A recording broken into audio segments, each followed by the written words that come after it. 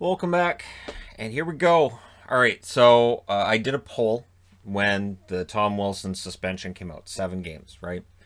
And there's a whole other discussion to be had, so we'll get into that because it's part of a bigger discussion. Because for those who want to say, well, no, they're just targeting Tom Wilson. All right, so what do we want to have come out of this?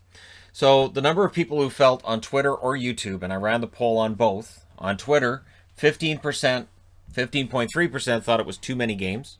16% on YouTube thought it was too many games. So, very vocal portion that say it's too many. Too few, 38.5% on Twitter, 34% on YouTube.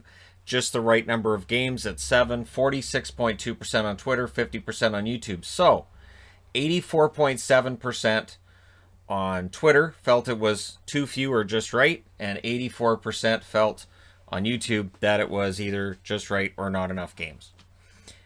Tom Wilson is always going to be a lightning rod because he's Tom Wilson. There are certain players in the NHL that, yes, they can be clean. They can be clean for a while. The one that I always choose to mention is Matt Cooke.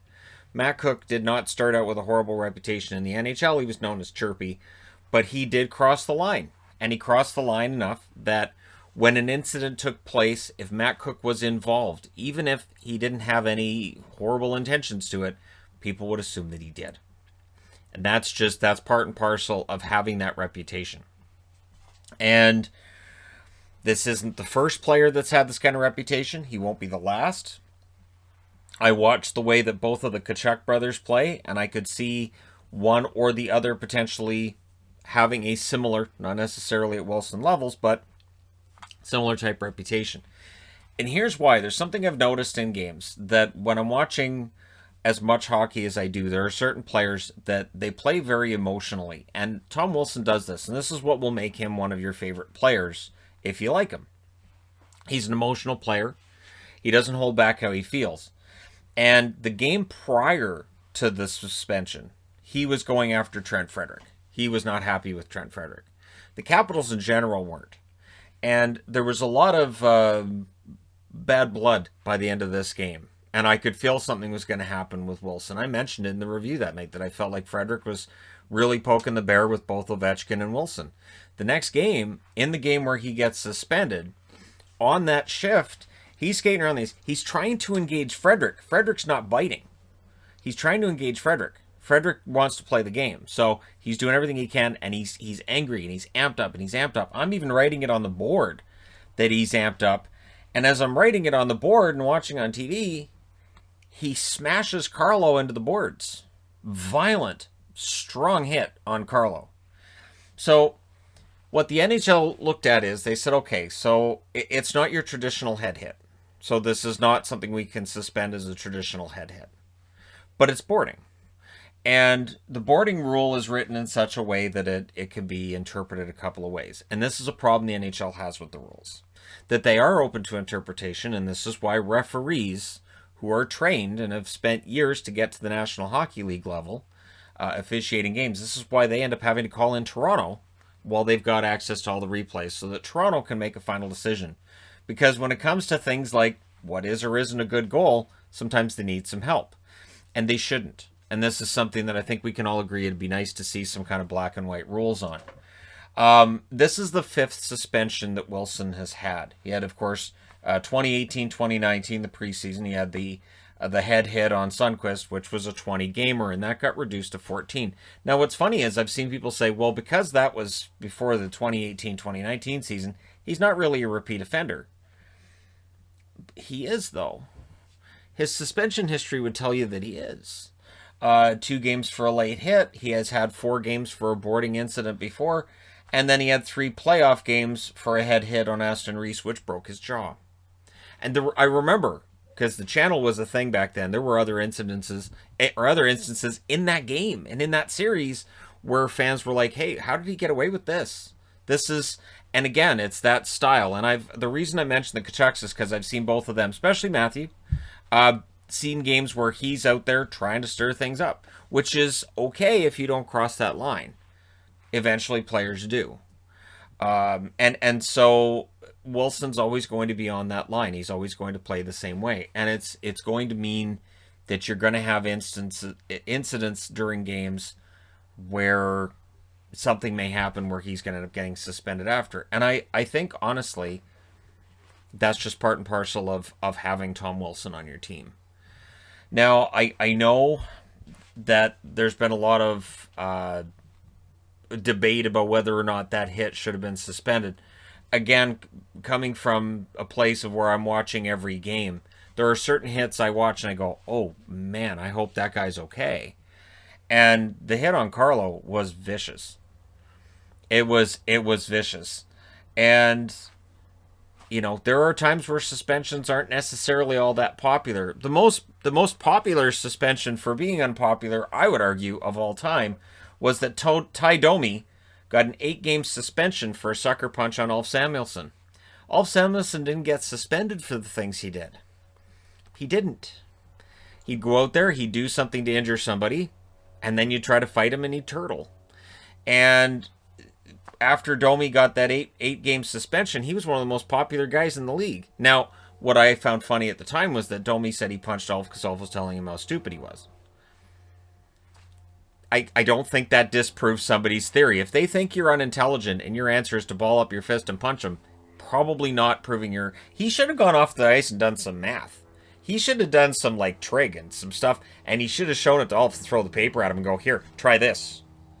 I just did some calculus. What up? Not stupid. But that was a popular suspension. There were people who said, hey, 8 games happily served. There were plenty of NHLers that saw that sucker punch on Ulf Samuelsson and said, good. But it exposes that there's always been an issue with the NHL. And I will agree with people on this. There needs to be a standard. And that standard should be about player safety. The reason the players didn't like Ty Domi is because he was very unsafe on the ice. And took liberties. He ended Cam Neely's career. There were 2 incidents that took place that helped combine to end Cam Neely's career as we knew it. Now, to me, the ones that are the major infractions that I think we can all agree we need to see out of the game. The slew foot. The act of having your foot here, basically, and I'm just making it as simple as possible. You have your foot behind the other guy's foot. You grab him, and you fling him to the ground. Now, the ground being ice, and there's a chance that his skate catches, and you break his ankle. It's dangerous, it's ridiculous, and it's kind of cowardly. It's weird, too, because I'll see, you know, player X will get a slew foot, and then a fan base will go, yeah, well, he deserved it. He deserved to get his ankle broken? Why? He deserved to have this cowardly act taken against him. Why? What part of his game means that you want to see? Because, again, if we want to talk about this, how we're all big men and we're all gonna, you know, it's all the big physical game. Well, it's not a big physical game to slew foot somebody. It's cowardly. Brad Marchand was the master of the slew foot, and I say was because he hasn't been guilty of a slew foot that I've seen in a game in a long time. I know there's been incidents where people have pointed the finger and said, there's Brad injuring somebody. But I haven't seen anything from him which has been anywhere near what it was, I'll say 3 years ago. It feels like 3 years ago was the last time I raged about a Brad Marchand slew foot. So he may have perfected it, but he's also kind of abandoned it in recent seasons. And it's not a coincidence that Marchand's play has gotten better. I'm going to circle back on Tom Wilson. I have defended Tom Wilson before this hit. I have said in videos, whether it's a review, preview, news video, whatever it is, that Wilson's game had cleared up and he'd really done, I thought, a good job of cleaning up his game. Where there wasn't nearly as many incidents where you go, oh boy, there hadn't been anything that was really even close. So the idea that, well, if Wilson throws a hit, there's more likely to be a suspension, then why wasn't there anything over the last couple of years? So that's the question I would ask. Not only that, but his points totals have been going up. He's been a better top 6 forward than he was early in his career. And so it feels like this shouldn't be happening anymore. That Tom Wilson's moved past that. Like, as I said, it feels like Marchand has with Boston. Marchand understands now that for him, like, okay, the Wilson incident takes place. Marchand gets mad. Did he go out on the ice and injure anybody? No. Did he want to? I'm sure he wanted to. I am sure there was a part of Brad Marchand's brain that said, man, I want to go out there And I think it's time to do some slew footing. I think I'm going to slew foot at least 4 guys before I leave the ice. But instead, they won the game. And Marchand was a big part of the win. And he was an emotional, very vocal part of that win. So I think that's where his game has changed. And for Wilson, that's the kind of change he needs to have too. He's not happy with Frederic. Go out and score a goal the next game. Challenge the kid. And if Frederic won't go, then he won't go. If he won't fight, he won't fight. That's just part of hockey. If a guy says, no, I'm not going to fight you, then that's how that works. Now, the headshots do need to be taken care of. And I think that's where the NHL has been behind.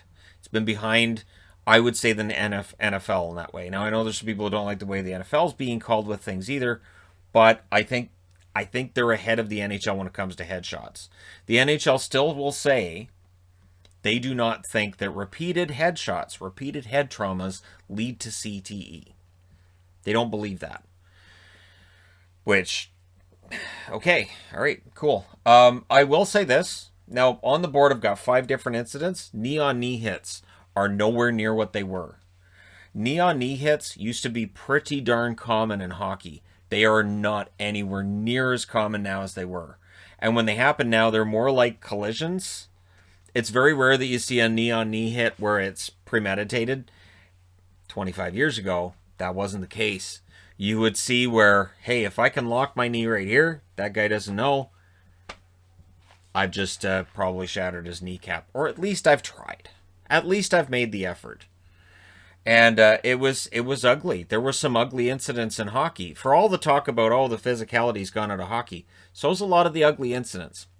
A lot of the uglier side of the game that we had 25 years ago is out. So what's weird is that people will say, well, there's the policeman, and we've got the policeman out of the game now. And it's just, people can run around and do whatever they want. Yes, but we don't see the ugly low bridging either. Low bridge hits are really ugly. And I'm sorry, I'm going to pick on Brad here. Brad Marchand did that to Sammy Salo years back. And if you wanted to see an incident that brought me out of my chair and caused me to yell at the screen, that was it. Was Salo getting a low bridge hit. And those kinds of hits are very, very dangerous. I don't see a lot of those either. So we don't have a game where I think there's like this really horrible undercurrent of ugly hits, which again is part of why the incident that takes place the other day against Boston gets more attention. Because we don't have a game that has a lot of these really violent or really ugly incidents taking place. And of course, stick swinging, which is just ridiculous. The most recent I can think of is Malkin, who got suspended for not enough for his stick swinging incident. Malkin's another one of those players. He has, of course, the top end skill, but Evgeny Malkin is an emotional player, and sometimes those emotions get the better of him.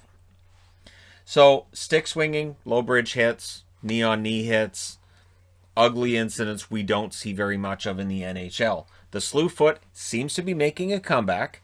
I would say the NHL needs to have an automatic suspension. Slew footing, really, there's not a huge difference between one and the next slew foot. If you see one incident of that, you probably can figure out if somebody says, hey, so there was a slew foot in this game last night. You can picture in your mind exactly what it was, because they're all pretty darn close to the same. Headshots can be different, and there can be from different angles and different parts of the ice. A slew foot, though, is basically just bring them down. So, or knock them down. So that needs to be taken care of, and I think that's something that player safety could honestly be pretty good about. Player safety could say, if you were guilty of this, and just have that slew foot, have Pesce on Fabry, have Yamamoto on Anderson, whichever one they want to use, and say, here's the slew foot. If we see this from a player, it's a 2-game suspension.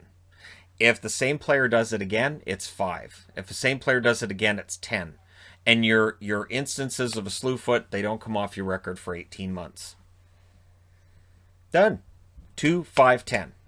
And of course, more than 3 slew foots over a short period of time, then it becomes whatever they want.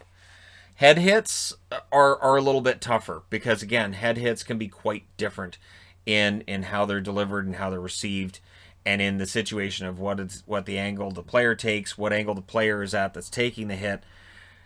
There's so many different criteria to that and guidelines to that. It's almost impossible to really have a 100% guideline. So it's always going to be like spinning a wheel when it comes to head hits. And Gary Bettman himself has said they're never going to get all the head hits out of the game. It's just not going to happen. Which means that the appetite is not there to try to get all the head hits out of the game, just to punish the ones that they feel are overly violent. And I've talked about this, and I know this has been a debate on the channel for years, that there are hits that get thrown, and I think, okay, so you can hit the guy in that situation. He's vulnerable. Fine, he's got his head down. You can hit him. He did not have to hit him that hard. He didn't have to hit him at that angle. Like, there's certain hits that people will say, well, it's legal. Yeah, but it's so violent. And the player got injured. And we've seen instances where players get hurt. Keep in mind that it was, 25 years ago, 30 years ago, player would get absolutely smoked, head hit, head's the primary point of contact, and fans would say, oh, he had his head down.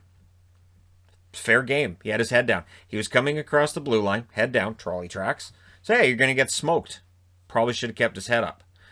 The primary point of contact on the hits was the head.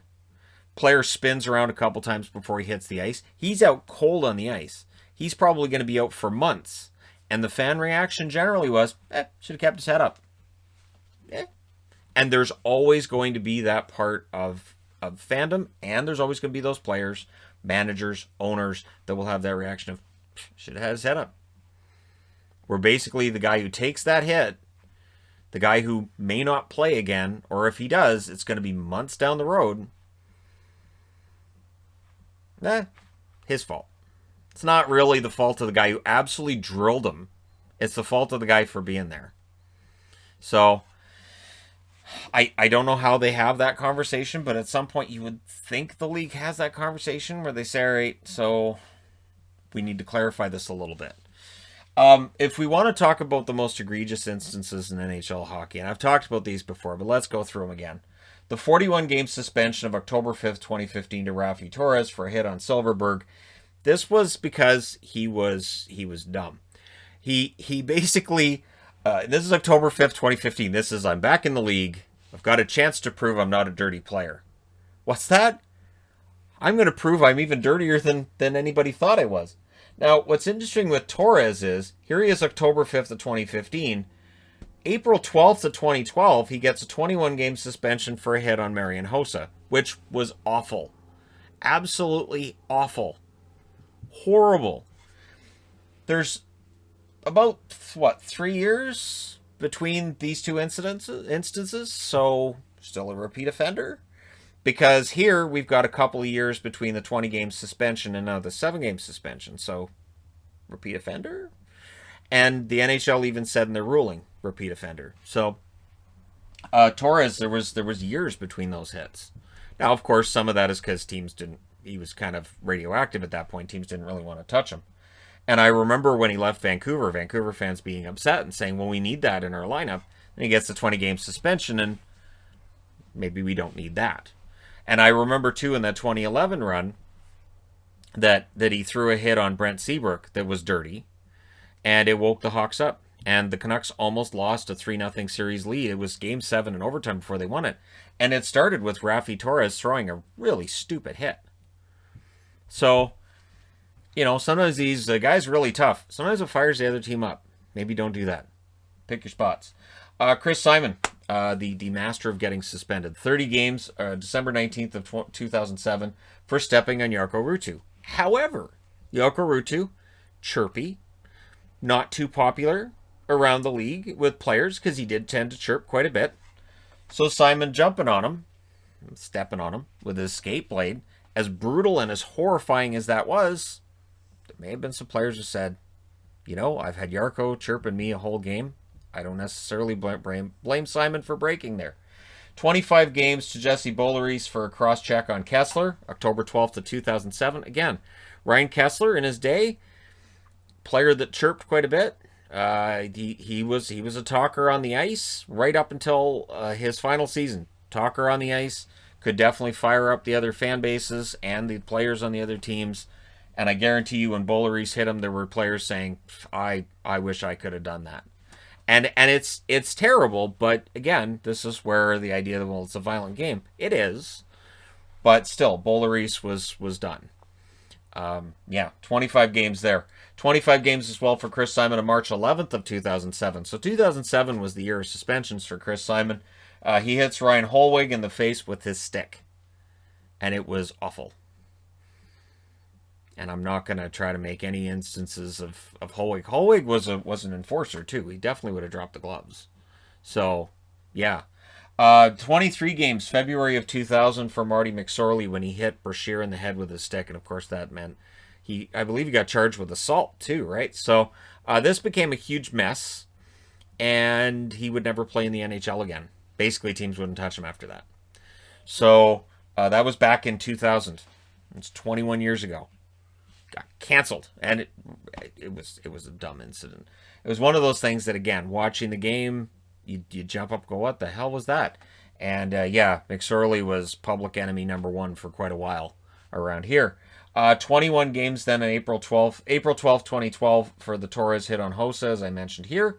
21 games for Dale Hunter for a cowardly hit on Pierre Turgeon, May 1993, which I remember Don Cherry defended to the ends of the earth. Couldn't believe that he got 21 games because Pierre Turgeon was in the next game. He didn't actually murder him, so it just looked like he was trying to. Well, since the guy got back up, he felt that Hunter should have maybe got a game or two. And talked a lot about how soft Turgeon was. So we look back at that now, we go, oh no, what the... But there was definitely a vocal part of hockey communities that said, well, Turgeon turned his back and Hunter was just mad because of the goal, so makes sense that he's an emotional guy and his emotions got away from him. He shouldn't have to sit out a quarter of a season. That's not fair. And that was the attitude at the time. And not the prominent one, not among most people, but there was definitely some vocal people who felt, hey, that's too many. And then 20 games, there's an asterisk on this. So Todd Bertuzzi got 20 games for the hit on Steve Moore. The punch, the sucker punch, the dog pile on Moore after. But while that gets looked at and they go, wow, that should have been more than that, it kind of was. So the suspension happens from the March 8th, 2004 incident until the opening of the 05-06 season. So he didn't play hockey for a very long time. It was, like 18 months? And during the 04-05 lockout, where the NHL didn't play, technically, there were no NHL players in the NHL, but players went and played internationally, and they had Team Canada, not Bertuzzi. Bertuzzi was barred from all of it. Wasn't playing anywhere. So it's a 20-game suspension, but he was basically exiled from hockey from when that incident took place until the opening of the 05-06 season. So that's why the asterisk, because by NHL terms, it was a 20-game suspension. It was a long time. And I understand there were people who wanted more games tacked into the 05-06 season. This is about 18 months after the incident took place, and I think the NHL just wanted it to kind of go away.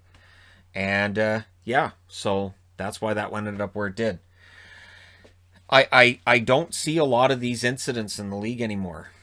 I don't think the league is that far off from being rid of some of this ugliness, but I don't think you'll ever be completely rid of it.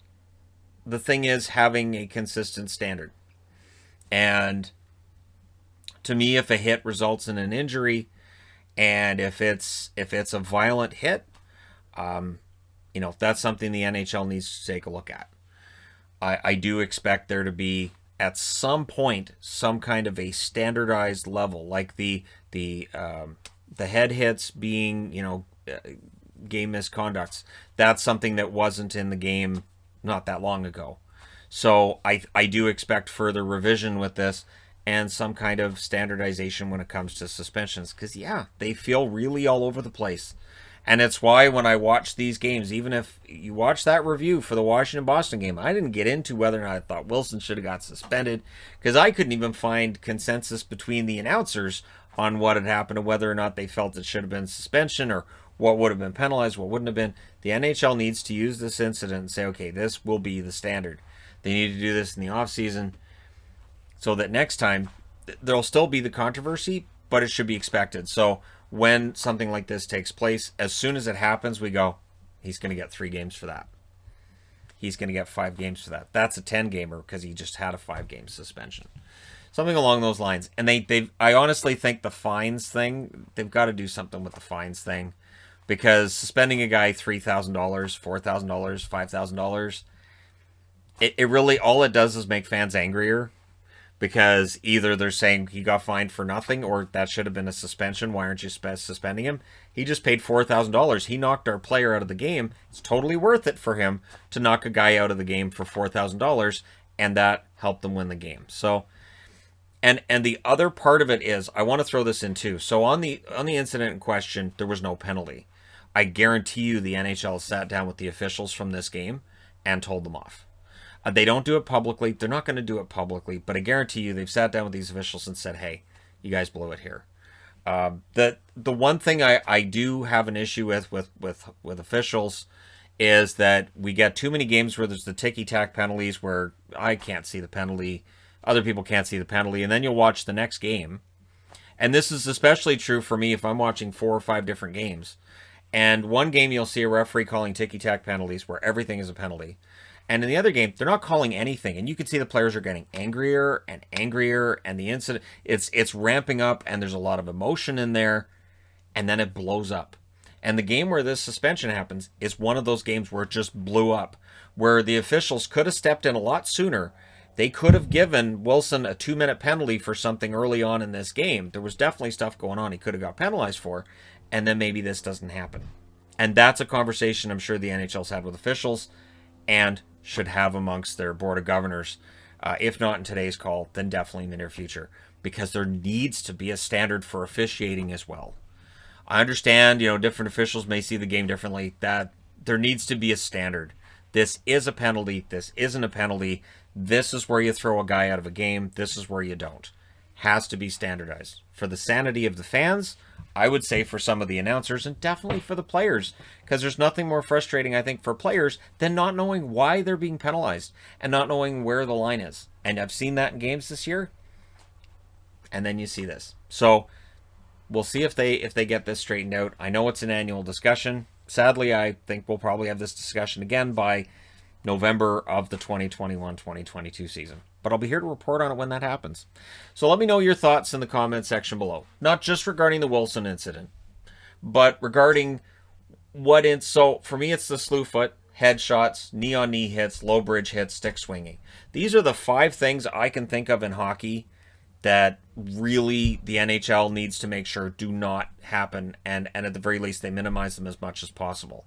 I'm not going to have fighting up there because to me, fighting rarely causes actual injury outside of a bloody nose or cut on your cheek kind of thing. And linesmen jump in pretty quickly.